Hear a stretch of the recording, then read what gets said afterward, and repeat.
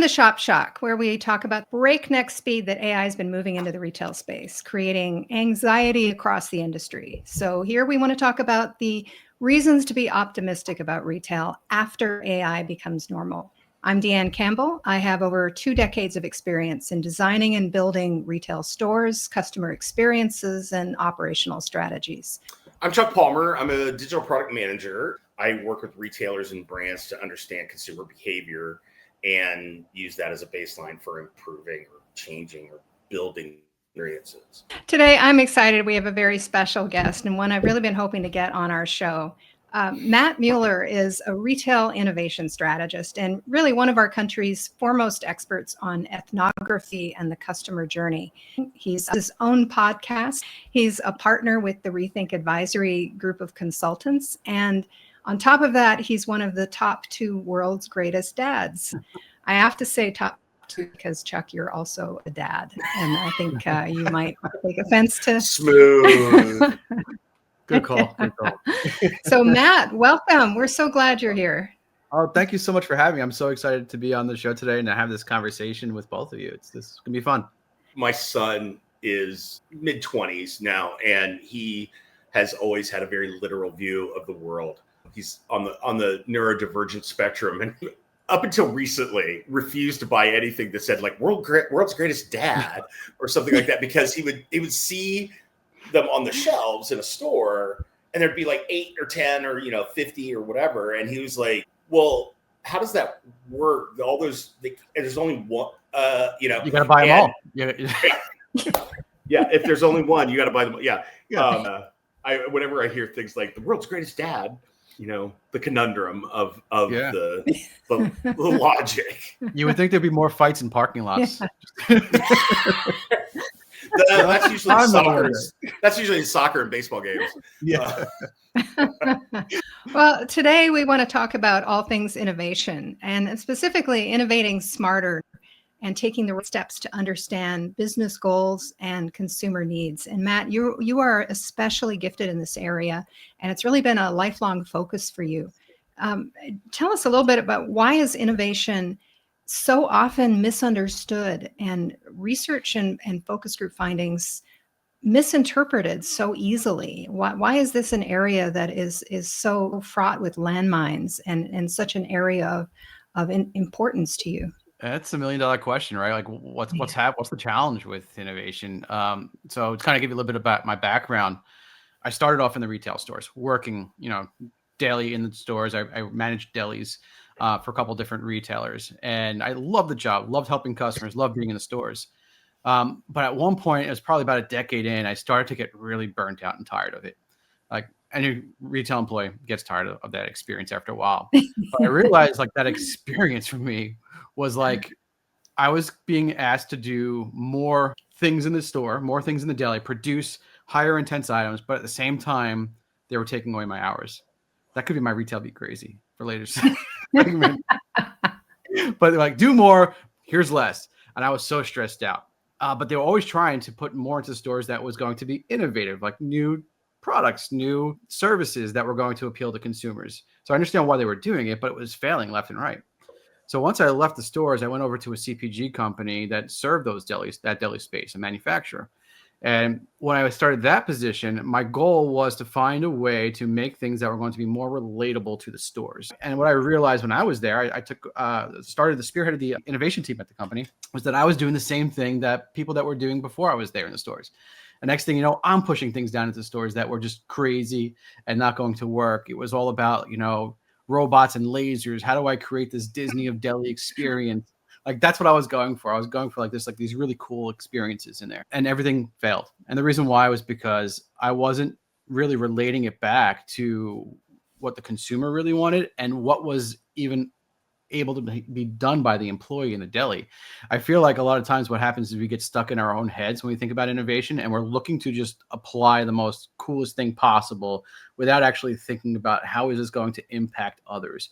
I think that's where innovation fails quite often. It is just in that piece of just not really fully just taking a step back and slow down to think about it, because we're always just trying to run to the next thing. Like we hear about AI, and guess what? we all have to figure out how we're going to apply AI to our business. How are we going to figure out where we're going to put it into our consumer experience?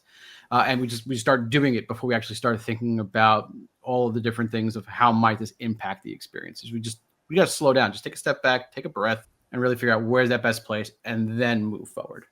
How would you define innovation? Like, could you give us some examples of those things that you came up with that didn't hit the mark, or some that did? I've had very similar experiences. And the definition of what an innovation is, whether it's a noun or a verb, that's one question. Have that conversation with a group of people. That's always fun. What are some examples of the good and the bad? I think talking about the definition of innovation is similar to talking about politics, because everyone has a different viewpoint. There's some fights. We're going to start the fights. Good answer. But when I think about innovation, as far as like a definition, I broke it down into three different key variables or a formula for innovation. And this came over years of innovating within the CPG space, but also looking and dissecting every innovation from the wheel to the iPhone. So if you look at, from 4000 BC and on, every single successful innovation had three things. So these three things was, well, first you have to have a real problem that you're solving for. So innovation needs to have a real problem that is being tackled. The second piece is that you're going to have something that's going to change and improve upon that problem. Those are the two pieces. I think that's the key to innovation. But there's a third variable that modern day innovation, and even back in BC times, a variable that really is important is that you have to have others accept that change is going to solve that problem. When you have those three things, that is when you have true innovation. You have to get that acceptance. So you could have the greatest idea. If someone doesn't like you, that innovation might not work. That the wrong person doesn't like you, it's over. Yeah, that's a really good nuanced point, because in technology we get a lot of innovation, quote unquote, but it's engineers figuring out how to do things. Yeah, and you've got these components of innovation. And the third one being the target has to accept it, right? And that's sort of where the money is if we're talking about retail, right? And very often innovation is just engineers figuring stuff out that they think is cool. Like, look what you can do with AI. Everybody should do it. And those questions of viability, sustainability, scale, customer acceptance, adoption, I always go back to QR codes. When they first came out, everybody, there was a lot of tech talk, if you will, about what you can do with these and how powerful they are, or beacons in stores. And so that's really great. I like how you put those three points together. Yeah, thanks, Chuck. Yeah, when you talk about the technical piece of it too, I volunteer over at the University of Tampa and work with entrepreneurs there. And I see that quite often with younger entrepreneurs, they're building out these solutions, but they don't have any industrial or industry knowledge. And it's like, well, why are you building this? Because it's cool, because it's really neat and everyone should have it. But why? And asking that why question over and over and over again until you can pound down to okay, what is the actual problem that you're solving for the industry? A lot of times we're building it because we have the technology rather than because there's a need for it. What's a good example in your experience in your field that is a good innovation that really was that you would point to as a case study? Like, was it a new way to slice ham? Is it hardware, or is it technique? Do you have any examples? Yeah, I mean, you can go on the tech side, or you could go on the very simple tactical side. And I think the tactical side is probably the more interesting one. So thinking about the deli experience, in every deli across the country, for the most part, when you order a product, so a customer comes to the counter and they order say a pound of turkey, the first question that the employee is supposed to ask you is, well, how do you like that sliced? After they define which turkey you want. And then the customer will go, thin. Okay. And the employee will go back. They open up the turkey, put it on the slicer, and then take a slice off and then bring it over to the customer and say, hey, how does that look? Does it look thin? No, a little bit thinner. Okay, hold on. And they go back and they slice it and you get a little bit thinner. And they go back over to the customer and show them again. Most of the time, that's what happens. The other part of the time, what would happen is that the employee would go take the turkey and just take their definition of thin and slice it and give them the package, say, here you go, enjoy. And then we get home and be dissatisfied with it because it wasn't thin. right? So this we noticed was a huge pain point in the deli experience for consumers and employees. And we did this through ethnographic research and walking stores with customers, working alongside employees. So what we realized here was that there wasn't anything for them to translate or keep the language the same. So we had to figure out what visual presence can we put at the counter that was going to allow them to both align on what thin, what thick, what shaved was. So we wound up putting a visual marker on the case that showed you the different slices. And it wasn't like the old school like lines that you'd see like 1, 2, 3, 4. It was the definition. This is thin and this is what it looks like. And it was piled up on a piece of paper. Once we put that into place, we were able to not only improve customer satisfaction, but we were also able to save millions of dollars in operations cost. Think about it. The employee had to go back and forth from the slicer to the front of the counter to show that customer the slice every single time. That was 8 steps every single time they had to do it.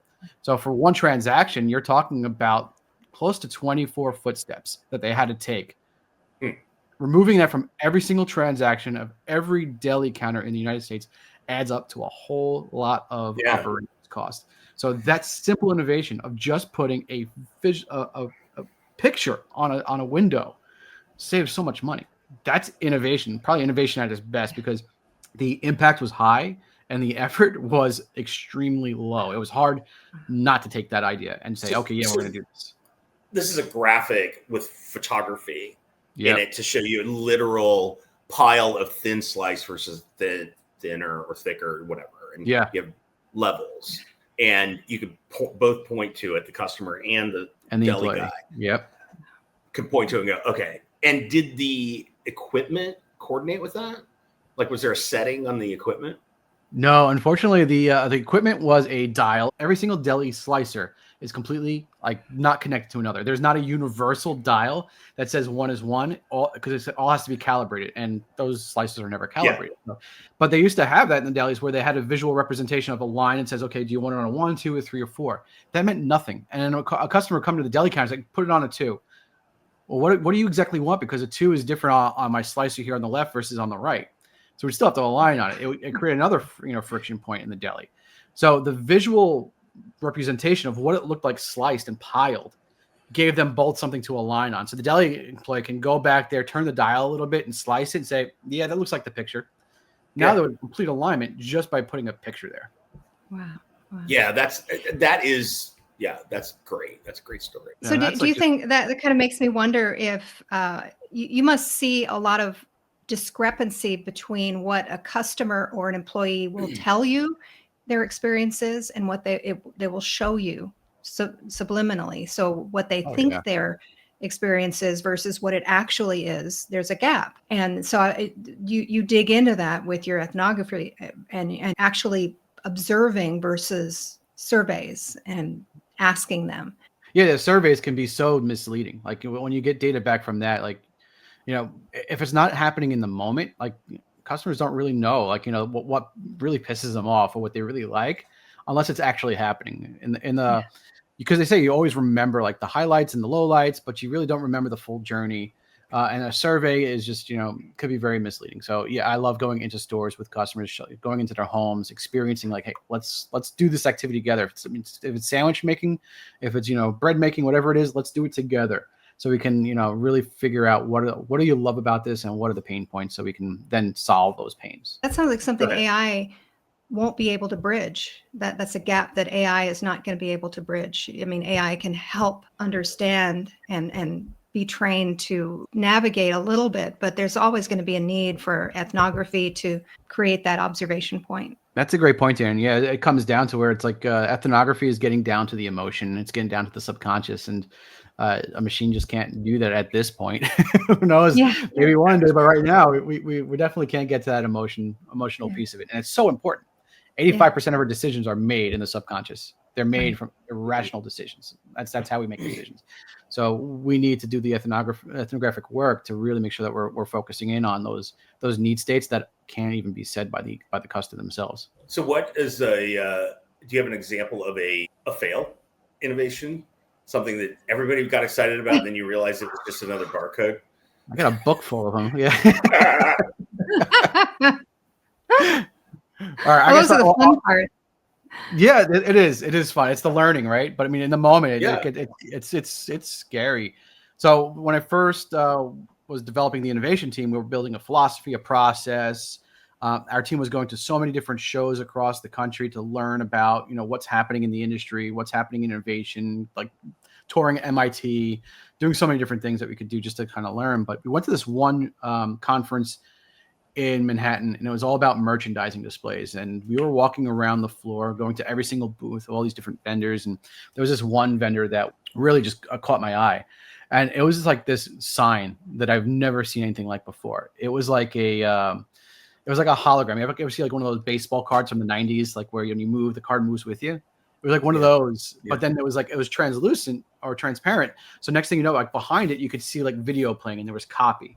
It's like, oh wow, this is like really just a unique way to signage up a store. And I thought that this would solve a big problem for us, which was that consumers were not looking at our signs. Like when we did the ethnographic work, we'd say, hey, what was the monthly focus, or what were we featuring when we were in the deli? Nothing. I didn't see anything. No one would see our signs, and millions of dollars were being spent on this signage going to stores. So, well, what if we put this sign into stores? Like they'd have to see it, right? They'd have to demand their attention. So we started to develop it. It was really cool. We put like a barbecue in a backyard on this sign. And when you moved like with the guy in the backyard at the barbecue. It was a guy in an apron holding a beer and a spatula. And then you would see like the smoke rising from the grill with hot dogs and burgers on the grill. And every once in a while, like a little flare up of a flame, like, get your hot dogs before they're gone. It was just like beautiful, beautiful sign. Like this thing is going to go into all stores, and it's going to blow. We're going to blow through hot dogs. And I put it into stores to test, and put them in the store right next to the display. And then I would go like to the corner and kind of just hide, like wouldn't be on this. And like, what's going to happen? What are they going to do? And what we noticed was after about a week of testing this out, not one damn customer looked at the sign. Like it completely was missed. It's like we're back to square one. Nobody looked at their sign. Did not increase consumer awareness. We didn't sell any more product. Completely failed. And we spent months, probably 6 months of time working on this sign, thousands of dollars to develop it. And we thought we had something amazing, and it completely flopped. So that was like one of like our biggest failures. And I think it went back to like us getting really excited about a new technology that we saw and trying to find a way to use it, and then solving a problem that wasn't real. No one gives a shit about my sign at the end of the day. Like even after, if it's a cool sign, it's still a sign. Nobody cares. So it's like, all right, well, we were solving the wrong problem, right? So if I wanted to get customers to look at my sign, I had to think about it a little bit differently. I was like, okay, well, what problem can I solve for my consumers with a sign? Maybe they'll look at my sign if it's solving their problem. That would give them enough incentive to do it. So that was like the first time we really realized that we were not solving real problems. And if you think about that slicing guide, there's your sign that solves a real problem that consumers will look at. So put branding on that, put your messaging on that, and now you're getting a problem solved, and they're using it. And they're actually going to look at your signs.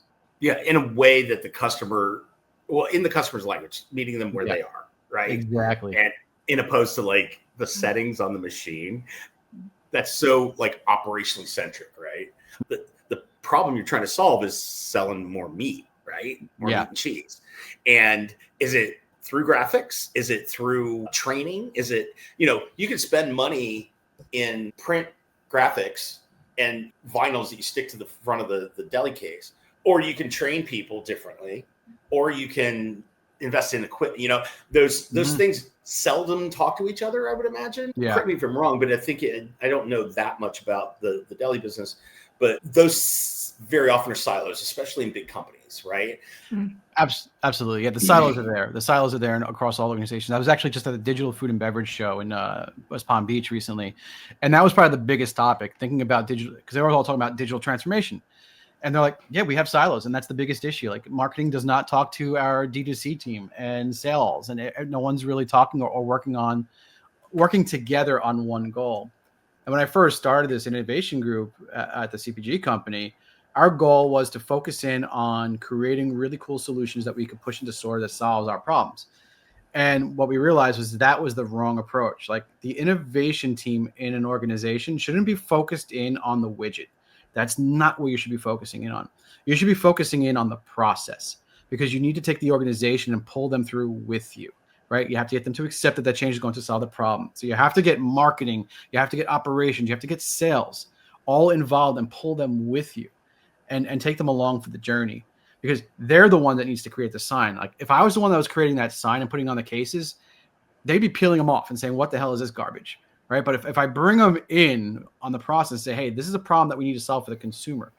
Hey, why don't you come with me to the store and actually shop the store with them and see it for themselves? Next thing you know, they're, oh my God, this is a huge problem for us. Customer satisfaction sucks because of this. We need to do something about it. You're right. We should do something about it. What should we do? I could create a visual for this. Next thing you know, they're doing it. I may have had the idea, but now I'm trying to incept their minds on how to actually get this accomplished. And at the end of the day, I don't care how it gets done, right? That doesn't matter to me. I need to just push innovation through. That's actually going to have an impact on our business. So once you start thinking about innovation in your organization as a process rather than a product, it's a complete game changer. That's like where all of a sudden things start to click. I just came off of a project with 7-Eleven. I had a UX design. This was for self-checkout. We were developing the hardware software combination that was going to get deployed out to the stores. I had a UX designer who was in charge of designing the flow of the experience, right? And it was very, very good. And honestly, probably could have done it in his sleep, but he insisted on going out to 7-Eleven stores and competitors to look at the environments. Now, this was before the self-checkout was installed in the 7-Eleven. So he was using other stores. I mean, I was like, I don't know who trained you, but that's good technique, right? Yeah. I don't want to say it's rare, but it is rare.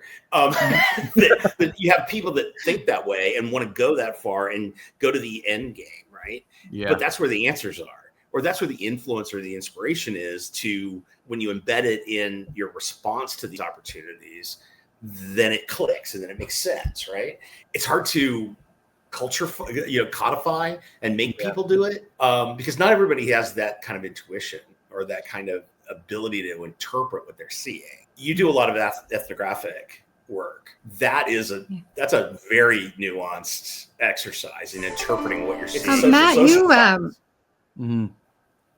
Matt, your book, it's called The Mindful Innovator. In reading through it, I mean, I've actually read it, believe it or not, and I highly recommend it.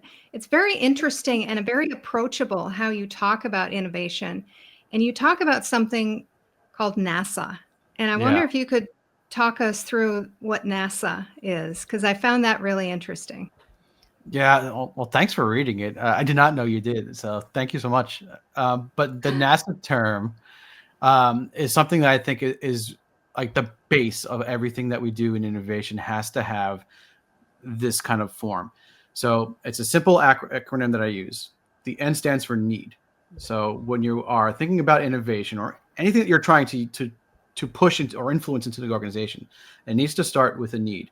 What is the need of the organization? What is the need of that person I'm speaking to?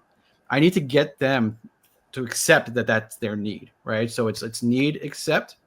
Then after we get that done, then we can get to solution, accept. So if you're starting to pitch the solution before you have a need set, it's going to fail, right? So you have to start off with very clearly need, accept, solution, accept, and get them to nod their head along the way.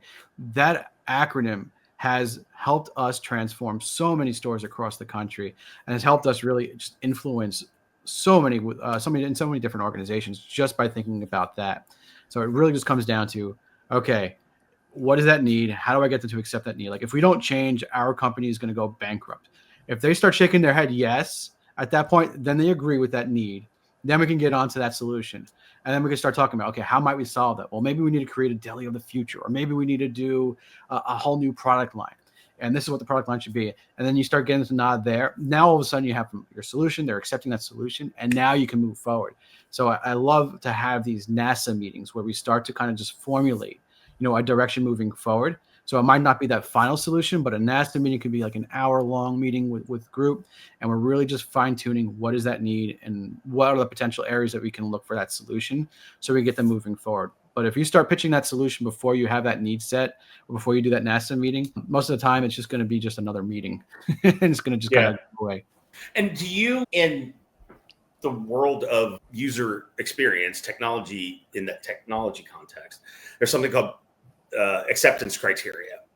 So you use the word accept, and that means your target. I mean, I love that sort of you identify a need, but then you balance it out with the acceptance that you cannot control. You can control engineering, you can spend money on marketing, you can do all these things that come out of your head. But if the customer at the other end is not even going to see it or doesn't care, or, it's not rooted in that, then it's folly. How do you follow up on these things, or how do you measure or assess those after the second acceptance? When you think about like the need that I'm talking about, it's a little bit different. It's about setting the need to want to change. So like that piece of it is like, hey, we need to find out what's going to make them want to change here, right? So if I'm talking to a retailer, like I need to paint the picture of like, hey, you need to change your deli experience. Otherwise, customers are going to go to this other chain that just opened. They're not going to go to your deli. They're going to go to Wawa instead. And I need to get them to accept that. That's the kind of need that I was working on there, to get them just to accept at first. But what you're talking about definitely is in that solution aspect of it, right? So where it's like, it's now, okay, now we're going to develop the solution. And in that solution, we're going to have to do these key things. Here are going to be the key components of our solution that's going to solve that need. So we're going to, like, for instance, if we're competing against Wawa in the deli, we're going to have affordable sandwiches. They are going to have premium ingredients. So now we know affordability and premium are two things that we need to have, two components that we need to have in our solution. So those are like will be the things that go into that solution, instead of saying, okay, here are the things that we're going to have as components. But then also, how do you know it's successful? And that's kind of on the back end of after you do NASA, we got them to accept, we got them to move forward to a solution. Now we're actually going to innovate. And to ever innovate, you have to measure things, right? We have to make sure that we're looking at, is it changing things? And it's always trying to connect that back to hard data. So we're going to try and find as many hard data points as possible. And it's going to be looking at, okay, well, are we increasing our sandwich sales in the deli? Is our market share increasing versus Wawa? And measuring whatever other components we can to make sure that we have success. So that's kind of like, on the back end of the NASA piece of it, but it's always trying to find those tangible things. Like some of the stuff is you can't measure. It's blue sky or it's emotional. Yeah, it's always trying to figure out how might I be able to measure that. And it could potentially be in a form of like a rough analysis of qualitative research that goes on the front end and the back end. Are we able to, get an NPS on customers that are visiting the store prior and then after, to measure out, did it change at all? And looking at things on a less quantitative and more qualitative basis as well. What is an NPS in this case? That's a net promoter score. Oh, NPS. Okay, got it. Yeah, NPS, yeah. So what do you do in the event of disagreement between stakeholders on goals or needs? Because they could be very firm and they could be accurate in their disparate needs. Do you have a process for trying to come to some collaboration or agreement or compromise in trying to move forward? That's never happened before. No, of course not. No. There's no stubbornness in because we're all on the same team. Yeah, we're all the same goal. Make the customer happy. Yeah, no, it happens all the time. Absolutely. It's this is what I'm glad we have guests to answer questions like this. Yeah, it could be difficult, but I mean, yeah, you're going to have times where there's going to be conflict or people not agreeing or have different objectives. The goal, I think, for most, like when you're the one that's in charge of the transformation or working through this, it's understanding, what their needs are and making sure that you're listening intently to understand why they want what they want, right? It's like, why is it this way? And understanding just what their true needs are. Like, because a lot of times we might want us to sell a particular product and say, hey, we need to sell more. I'm going to keep it deli. Or we need to sell more turkey. Right? Poultry needs to go more. But another leader in the company might say, well, no, I think we need to push more on ham, and we need to stop selling, or stop selling as much turkey because it's the margin is low. And it's understanding, what are their challenges, what are they facing, and okay, well, why do you want turkey to sell? And just going a little bit deeper. And understanding what, that leader, well, really what I'm trying to accomplish here is I need to drive revenue and customers like turkey more. Okay. So really at the end of the day, you're trying to solve a revenue problem. So you want to increase sales. Yes. Okay. Once you start understanding the problem, then perhaps you can then flip it a little bit and say, okay, well, if that's the real problem, then we can go in a different route. But we just need to dig deeper and dig deeper. So it's really understanding, why do they want the things they want. And another really, I think, powerful tool is to bring people together. Like, we all kind of shy away from conflict. I'm just like everyone, like, where I don't necessarily want to have a fight. I don't want to have that conflict, and we usually avoid those people. I can't tell you how many times down the hallway, like in the office, I see people shying away or not looking into someone's office because they don't want to talk to them because they know they had a disagreement. They're going to disagree on something. But inviting those people to come together and just put it all on the table and to just talk it out can be so powerful. Like, conflict doesn't have to be so negative. Conflict can be really good because it's pushing us all forward. So if you can be there to moderate the conflict and work on bringing the people together, that's usually where all of a sudden you have like major growth. At the end of the day, I think people just want to be heard. That's the main thing. And even if you don't go in their direction, even if you don't decide that poultry is the way to go, if you can get them to just be heard, they're going to move forward with you. Right. I think Amazon has a great saying, disagree and commit, right? Where we can disagree, we can fight this out. But at the end of the day, this is the decision that we're making as a team, and we're all going to commit to going in that direction. You got to commit to that. Yeah. Whether you liked it or not. Yeah, exactly. Yeah. Even if the guy that wanted to sell more ham, his reasons really are the fact that he grew up on a ham farm. Yeah. A pork farm, like a pig farm. Sorry, not turkey. I think it's turkey and a turkey farm. Yeah, they have ham trees, and ham trees. I'm gonna have nightmares now. This way, yeah. I don't even know the words. Sometimes that's the motivation. He just has a ham-centric worldview, but you got to listen. You got to give them time and respect. Matt, I'm wondering today, of course, it's all about the technology, and I'm wondering how that is impacting innovation going forward. Is it interfering with? Is it helping? Is it enabling? How is that factoring into Store of the Future? Is it helping people become more creative in how they achieve Store of the Future or solve problems? Or do you think it's getting in the way of humanity? And how is AI factoring into that, or will factor into that, do you think? It's a mixed bag out there, honestly. It really is. It's like you're seeing some really good examples, and then you're seeing some examples like, well, what were they really thinking here? It really depends on what the intent is. I think that's, if we think about that piece of it alone, that would be what determines if it's doing it justice or not in a retail sense, the technology piece. So there's one example. I can't remember what retailer it was. I saw this on LinkedIn. It's overseas in the UK or in Europe somewhere, where they have an augmented reality or a person, like a holographic person in the store. And you can go up to this person and you can press a button and then ask it a question. Basically, it's a glorified Alexa. I had to look to make sure my Alexa didn't turn on when I said that. But like, it's like you press the button, you say, "Hey, where are the blue T-shirts?" And then all of a sudden, this augmented reality person says, "Oh, well, the blue T-shirts are right over there."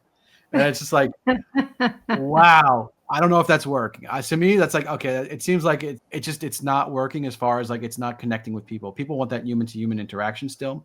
When I go on my ethnographic store walks with consumers, they say they want people, for questions. They want to make sure that they have someone that's going to be able to answer them. And the technology piece of it, it's wrote with failures. Like, you press the button, it doesn't understand you and it sends you in the wrong direction, or it doesn't give you a response, or just completely off base. But it felt so emotionless, I guess, was kind of like the fail for me there. And then you see technology where it really is working well. One is like the deli of the future. And that's like in a Kroger store in Ohio. Harper's Point Deli is their pinnacle deli experience. And they have developed a technology piece to the deli experience that I think has evolved the experience of deli. So when consumers go there, they want to shop the way that they want to shop, and not necessarily do they want to wait on a long line waiting for an employee. Some of them want the employee experience and they can wait. However, sometimes they want to just go in and out fast, or they want to shop the rest of the store while their deli meat's being sliced. They never had that option before. And now they have that option with technology in place. And there's like a kiosk that's right there in the deli, a kiosk that helps them go through their deli order experience and then shop the store. Kiosks are not new, of course. I mean, they've been around for quite some time, and Chuck could tell you probably a little bit more about that than I can. But they're not new. However, you saw them in the deli, and the deli experience was very flat with it. But this UX on this display is so much better. It's fast. It makes sense. And you know when you get your order, it's going to be right. And it also is making sure that it's thinking about the impulse sales. Like, would you like to try any American cheese to go along with that? Whatever it is. But they have the kiosk experience. And then there's also a mobile experience, which is something completely new. So you can take your phone, scan a QR code, and now you can go shop the store and order your deli meat from your phone and then come pick it up in the store once it's ready. That technology works really well because it is designed well. It has a great UX to it, but it all started with the intent of giving consumers what they wanted. The intention there was that they wanted to be able to give consumers the ability to shop the store the way that they would like to shop the store. And not everyone was the same. So they had to give options. So those 3 options of just doing it right in person, on the kiosk, or on the mobile phone was just a great addition of technology in a place in the deli that has not had technology in it for a very long time. Like I equate the deli experience to the DMV experience. You pull a ticket and you wait in a long line.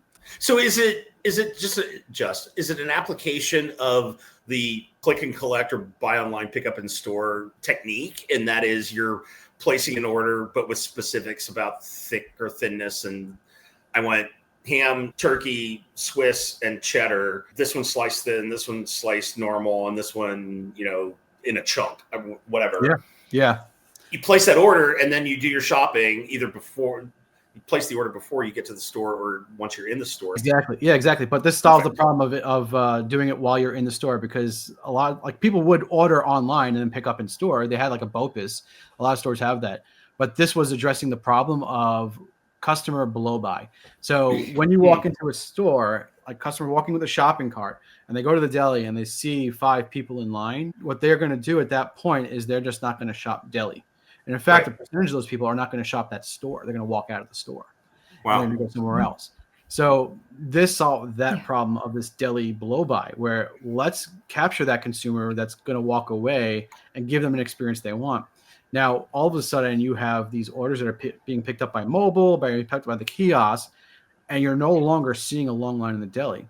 So not only are you giving consumers what they wanted, but now you're able to actually capture more consumers because there's never a long line there. So the blow by, not say never happens, but close to never happens, all because you've now sent 3 people shopping the store while their stuff is sliced. And that's just the front end of it. The back end is also, you have to think about how do they manage it on the back end, and creating a whole new back end system that's going to allow the kitchen or the deli employees to be able to manage all these orders in a way that's efficient.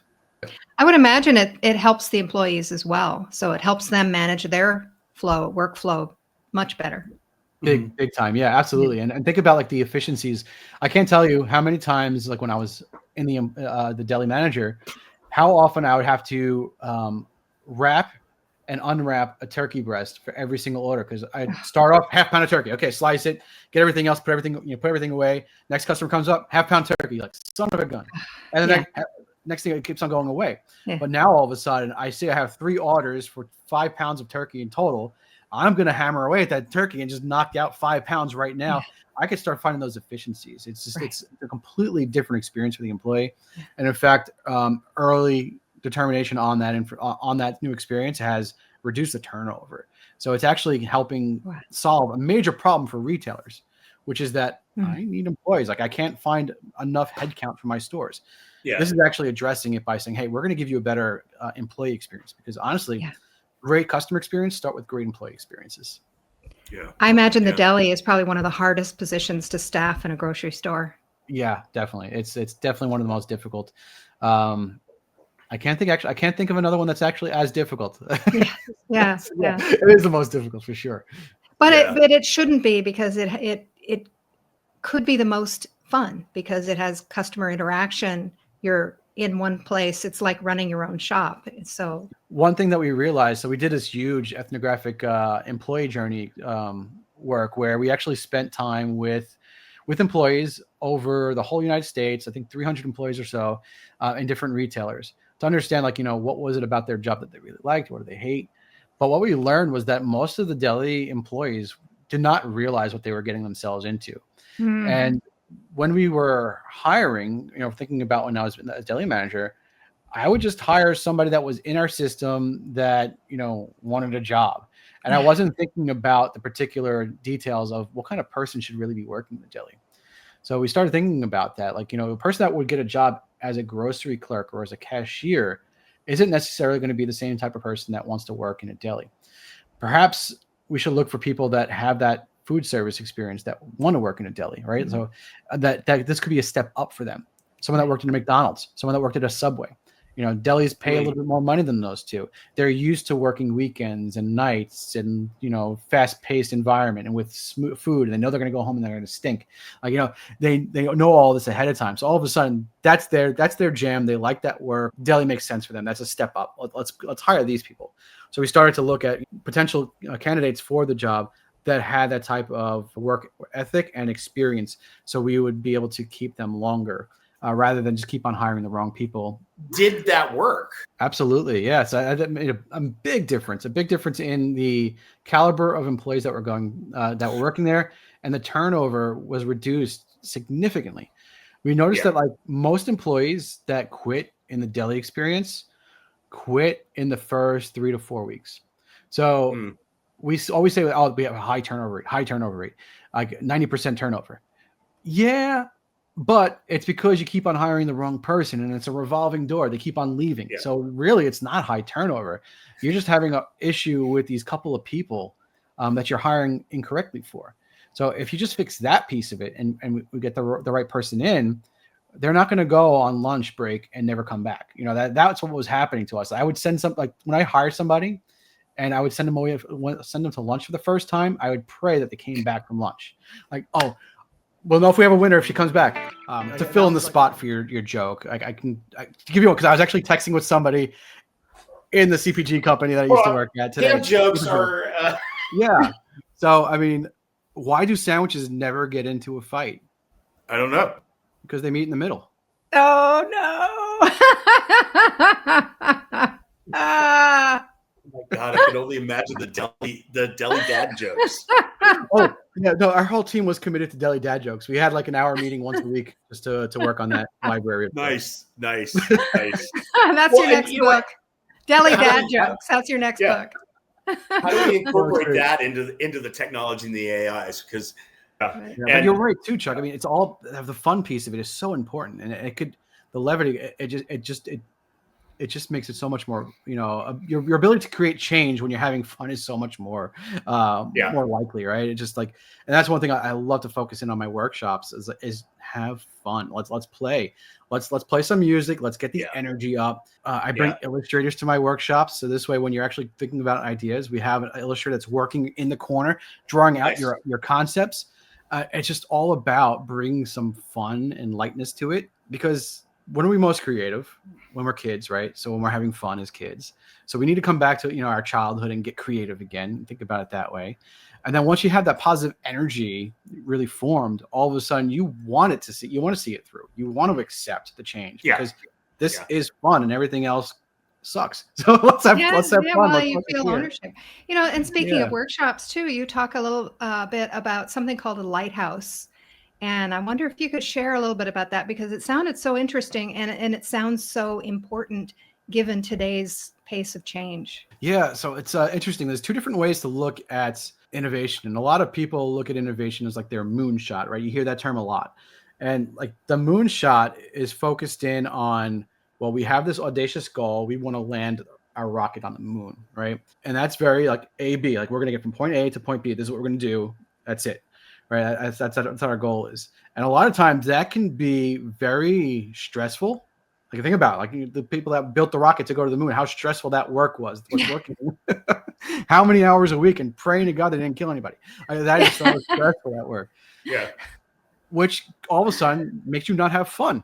Right. Yeah. So when we think about it as a lighthouse, and I can't even take credit for this. So this one came from a consultant that started working with us. I used the moonshot, and he's like, no, we think about this as a lighthouse. Mm-hmm. And what we're doing here is that we're going to build something that is a beautiful vision. But you know what, guys? It's a lighthouse. And guess what?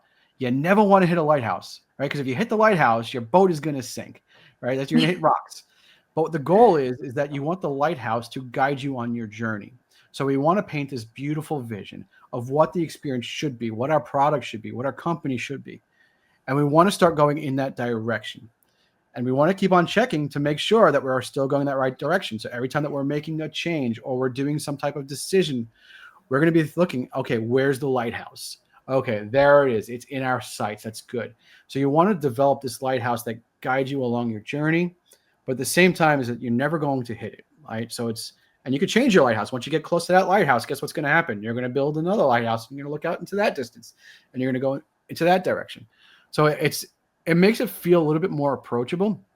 And when we start a workshop with that analogy, you can feel the tension drop by a couple of points on the dial. All of a sudden, okay. So yeah. I can be creative and have fun. And this isn't like, if I don't make whatever I say today happen, come true, I'm not going to get fired because it's a lighthouse. Okay, cool. Whew. I'm not responsible for putting somebody on the moon. That's good. That's a great one. That's a great one. Sounds a lot cheaper and more affordable too. It does, right? Yeah. Thank you so much, Matt. I've had so much fun. Well, thank you both. It was a lot of fun too. I had a great conversation. So casual, so fun. I never laughed much on a podcast though. Oh, yeah. So tell us about your podcast. What is it called? My podcast is called Innovate on Purpose. Can be found on all it can be found on all the podcast channels and stuff. So feel free to check it out. But it's all about innovation in retail and how we could be more purposeful about our innovation. So just thinking about, what are the things that I can do right now to have the greatest impact for the least amount of effort? Because I'm all about, hacking the system and not working too hard. I like that. And again, Matt's book is called The Mindful Innovator. And we're going to post, Matt, all your details on our show notes. And you're also on LinkedIn, Matt Mueller. Thank you very much again. And now it's time for Retail Be Crazy. And Matt, you're going to stick around for that? I'll stick around for it. I'm not sure if I'll contribute. I think I used my Retail Be Crazy already, but yeah, I'll stick around. Let's do it. It's your thing. Do what you want to do. Okay, so mine is about customer service, and it's the Retail 101 stuff. My partner and I bought a condo in Chicago. So in doing that, we needed to furnish it, and we bought a sofa. And so we went to this really great furniture store here in Chicago. I won't name them yet because we haven't taken delivery on this sofa yet. And we explained to them that we have a closing date and we're moving here. We're going to have a truck, and this was, well within the parameters of their lead time. Can it be here on the 12th? That's the day we close. We're going to have the truck. We'll swing by, throw it on the truck, and we'll be able to move it all in at the same time. Sure, yeah, this is a quick ship item. It's probably already made. It'll be no problem. That did not happen. That we know happens. There are issues, there are whatever. But the problem is how they handled it and how they did not communicate it and how we had to push and push and push to understand what was going on. We made this transaction with the owner of the company, this company that had been so successful that they just opened up a new flagship store. We were excited to buy from them because we love their stuff. We love their assortments and the items that they, how they present their stuff. And it just felt like a good fit. But man, they just stumbled and fell down when it came to actually delivering on the promise. They have our money, but we don't have the sofa, and we're here. And we explained all this. We'll be here for a week setting up the place. Then we have, we got to go back to other things. And it's Tuesday and we still haven't heard a response to the, where is it? It's mind numbing to be in the furniture business and not be able to facilitate a delivery of furniture. So that's all important. That feels important, right? Yeah. Communication. You know what? Business works. My partner is a visual merchandising guy and understands how long it takes to make something and deliver it and all that stuff, right? And so do I. When you find out 3 days after your deadline that it hadn't been ordered because we had to keep asking, it's really damaging to a customer's ability or want to buy from them again. And we all know that retail does not survive on one-off sales. You've got to have repeat customers. Anyway, I could go on, but it happens. And we as people, as customers, have come to normalize this crappy service. And really true. That's so true. It's really important for us to demand a thank you, to remind them that I'm the one with the money that you want. Yeah. So give me a reason to believe that I don't know, that Reuben is worth $19, so it feels like they're doing us a favor sometimes. Yeah. And you're so right, and Matt. I'm going to, in honor of the season, Starbucks has started this craze, pumpkin spice season, and it's been very popular over the years, and it has become so popular with fall that other CPG companies have started to jump on the bandwagon, and that's great. We have scented candles that are pumpkin spice, and that's lovely, and we have some hand lotion, fine, and but it has gone way too far, and so we have pumpkin spice cat litter, pumpkin spice spam. And these are all actual products that I have verified. We have pumpkin spice beard oil, pumpkin spice garbage bags. Hefty makes garbage bags that are pumpkin spice. We have pumpkin spice Gouda cheese. Right? Yeah, pumpkin Gouda spice cheese. Okay, Gouda should not be bastardized like that. Pumpkin spice chicken sausage. Pumpkin spice is my least favorite meat. Pumpkin spice is my least favorite meat. That's yeah. Wow. And the beard oil, I'm like, all I have to do is go to a Starbucks and get a pumpkin spice latte for my beard to smell like that. Yeah. Pumpkin spice salmon. Oh, that's nuts. And toothpaste. Toothpaste. Is that toothpaste? Yes. Am I reading that right? That is toothpaste. Wow. Pumpkin spice toothpaste. Holy schmoly. Pumpkin spice cigarillos for the discerning gentleman. Wow. And my favorite, discerning pumpkin spice dude wipes. That one I'm not going to touch in this company. This is and an so it's professional. really, evidence that retail has in fact lost its mind. So hey, when something works, be crazy. God. Oh my God. And what I think is interesting? There have been attempts to have the next thing. I don't know what it is. The world of how flavors get into our cultures always fascinated me. Mhm. Like chai, I didn't know that chai was actually an authentic thing. Yeah, it's from India. Yeah. I just thought it was something some American company made up, and everybody was copying them like this crap, And but boy, all I can say is CPG industry, please stop. Yeah, and notice a memo out. No more pumpkin spice. That's enough. Oh wait, hold on. Matt, pumpkin spice burrito. Ooh. I was gonna say a pumpkin spice Reuben. You got the deli gods spinning in their graves. Do that. I think they grow the pumpkin spice on the ham farm. So On the ham farm. Well, on that note, I was trying to figure out how to work that back in too. And see you next. Bye, everybody. Thank you. All right. Bye, everyone. Thank you so Recording. much.